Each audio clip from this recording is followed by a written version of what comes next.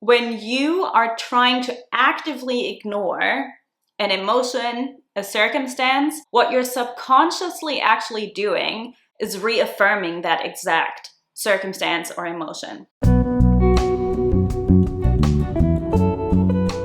Hello, my loves. Welcome back to my channel, or welcome if you're new here. My name is Lorena. I'm a self-concept coach, and I am here to support heart-centered women in shifting their identity or their self-concept and embodying their highest potential to really align with their authentic soul desires so that you can manifest anything that you desire in your life. So if that is what you're here for, then keep watching.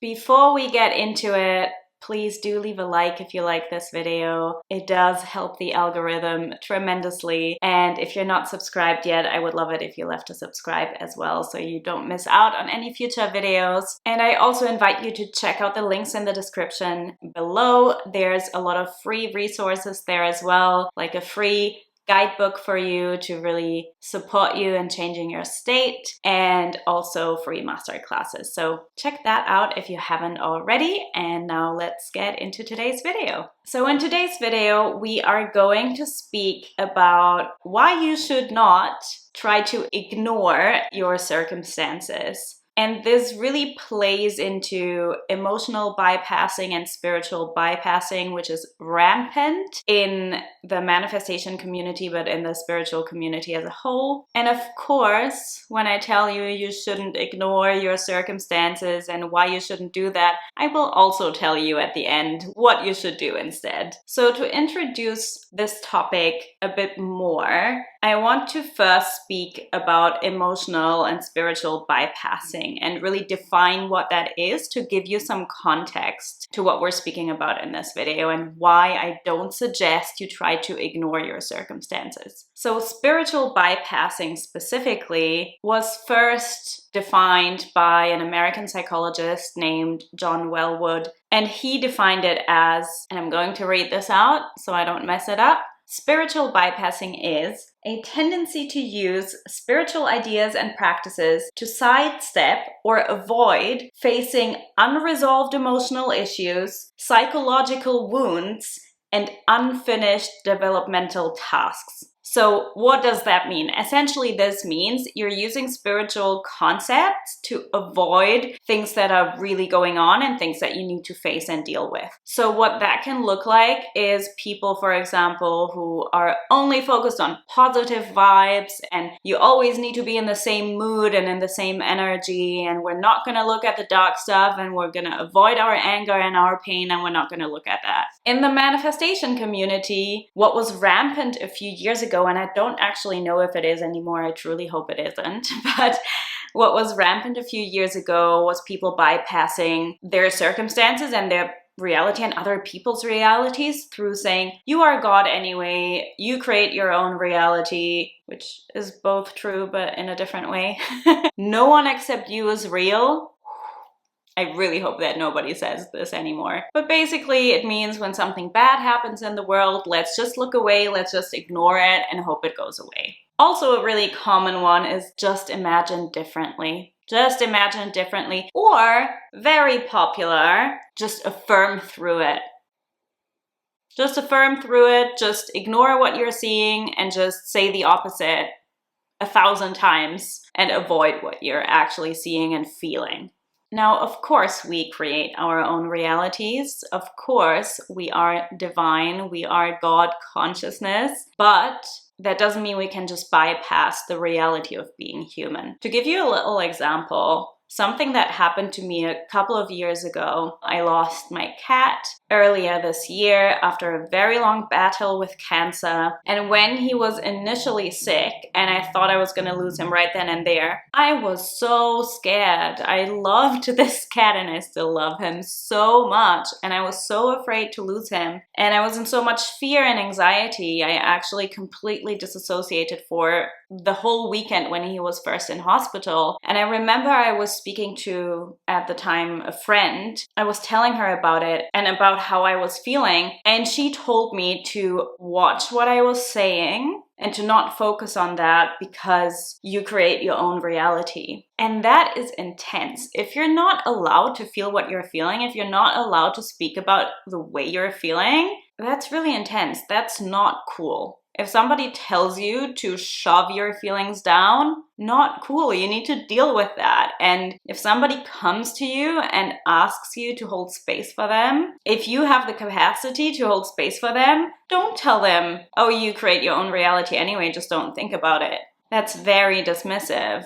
So that is spiritual bypassing, and emotional bypassing is intertwined in that, but I'm just mentioning it as well because it adds another layer and it's specific to emotions, right? So that is about you avoiding your emotions so you don't have to deal with them, when in all actuality, they are very much present. And I will get to it later in this video to explain why it is so important not to repress your emotions and what the consequences of that will be. And whenever I see people do that, it really breaks my heart because most likely they've been told that because they consumed some information from some coaches on YouTube, or they read somewhere, or they're just not talking nicely to themselves and think they aren't good enough at this, or whatever it may be. I often have clients come to me who have been on this journey for so long and who have literally been re-traumatized by trying to affirm through circumstances and emotions, when in reality they really had to deal with what was present first. And maybe that is you, right? Maybe you have come to the manifestation community or the spiritual community and you actually ended up feeling worse than when you entered, right? In the beginning, there can be this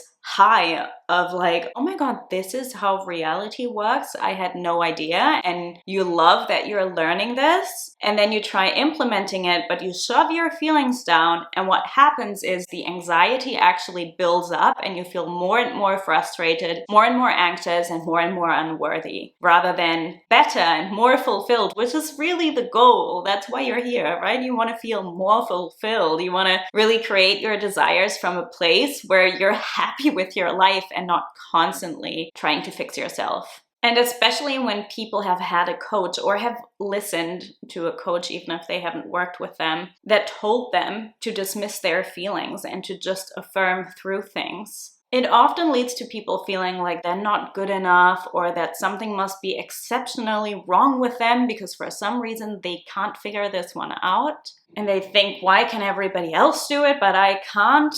You're not that special, babe. We all struggle with the same stuff.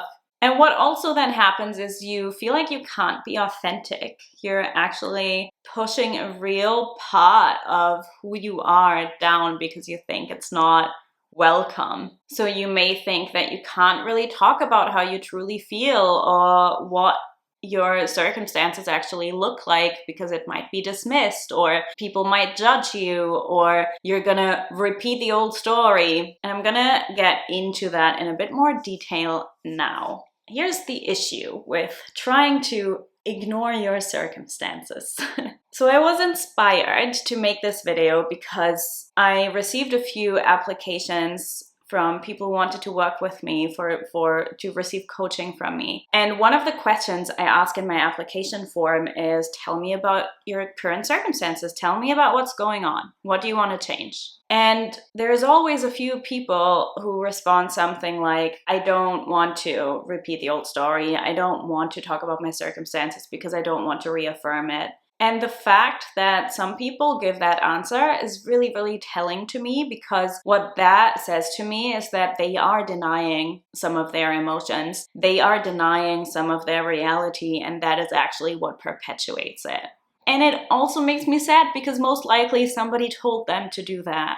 So why do I tell you not to try and ignore your circumstances or to not repeat the old story? Well, the issue is you cannot fix what you don't know is broken. Or in other words, you cannot solve a problem that you're not acknowledging. If you want to change something in your life, you need to look at the thing that you want to change.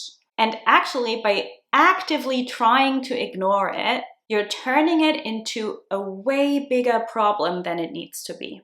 Here's the classic example. Don't think of a pink elephant. Everybody who's just watching this is currently thinking about a pink elephant. So the don't did not work, right? Because what did I shift the focus onto? The pink elephant. When you are trying to actively ignore an emotion, a circumstance, what you're subconsciously actually doing is reaffirming that exact circumstance or emotion. So if you are in a situation where you are unhappy with your job, or you are single and you're wanting to be in a relationship and you don't like how these circumstances are, if you try to tell yourself you're working in a different job than you are, but in reality you feel a contraction every time you go to work, you're actually reiterating to your subconscious, I hate this, I hate this, I hate this, I hate this, even though you're trying to actively ignore it. If you want a relationship and you're currently single, if you try to pretend you're in a relationship when in reality you're sitting home alone and you feel lonely, you're actually perpetuating that feeling of loneliness by amplifying that feeling of I want a relationship. So you're staying in yearning and craving and desire, and you're actually not able to shift into the state of what it may feel like to be fulfilled by being in relationship, because it's now far away. Now you are perpetuating your current circumstances by trying not to think about them. You are essentially constantly subconsciously telling yourself, this is a really big problem, we need to run from this. Through this, you're making the problem bigger than it actually needs to be. And apart from the fact that none of us want to make our problems bigger than they need to be, our emotions and our fears, when not acknowledged, will manifest. And they may manifest in different forms. For some people, they may manifest in the body. For example, I have a client who gets sick really fast or feels it in her body really fast when she is suppressing an emotion. So that can be one way this manifests through your health, essentially, which is then an internal manifestation. Or it can also be an internal manifestation with your mental health, right? If you're suppressing an emotion, you might wake up every morning with anxiety and you don't really know why, because you're trying to bypass something that you can't actually or shouldn't actually ignore. It may also manifest externally. Now, this is when your worst fears might actually come true. And this is why so many people manifest the exact thing that they don't want, because they try so hard to ignore that possibility of that happening. They don't know how to use these emotions to their advantage. More on that later. So to summarize, when you suppress something, it will either manifest outward or within you. Which brings me to the topic of what to do instead. Instead of ignoring your circumstances or trying to do so, or trying to ignore your emotions, what should you do instead? Let me tell you, your emotions, even the sticky, negative, difficult ones, they can be your superpower if you know how to alchemize them. So when I work with my clients, for example, a big part of what we do will be shadow work. And shadow work is essentially the process of making the unconscious conscious. So anything that you suppress, hide, deny, we bring it to the surface. And not only that, we channel it, we alchemize it, we transmute it into something else. Because from that place, the channel is clear. If you're trying to lay something over the sticky emotions that you're already feeling or the fears that you're having and you're trying to push them aside, it won't work, like I described earlier. So your shadow, so an unconscious part of your psyche essentially, does not have to be an emotion. It could also be a belief system. It could also be a personality trait. It can create a lot of resistance. So when we integrate these shadows, when we transmute all of that, what happens is that the resistance will dissolve. And that is what you really want to happen. Why do we want to dissolve the resistance? Because as soon as the resistance drops and you really surrender, you create so much space for your manifestation to come in. If you've ever experienced something like you had a really big cry and then suddenly the thing that you wanted manifests and you're like, I was not in this state. I did not think positively about this thing. Then why did it happen? It's because through your emotional process, the resistance most likely dissolved. And when people have big overnight shifts, or seemingly so, it's not that it happened overnight, it's that it was a process through integrating these emotions. And sometimes that is done unconsciously, but I say let's take charge and do it consciously so that you are in control and not your subconscious is in control of you and dictating your life. Mostly it does not happen overnight. It's just that over time, this integration happens, and through you integrating these pieces, eventually the resistance dissolves. And when the resistance dissolves, it usually manifests really quickly. And then you may look back and think, oh, this happened overnight, but it never does. But let's talk about processing your emotions, because people make a lot of mistakes with how they approach their stickier, negative emotions. Either they ignore them.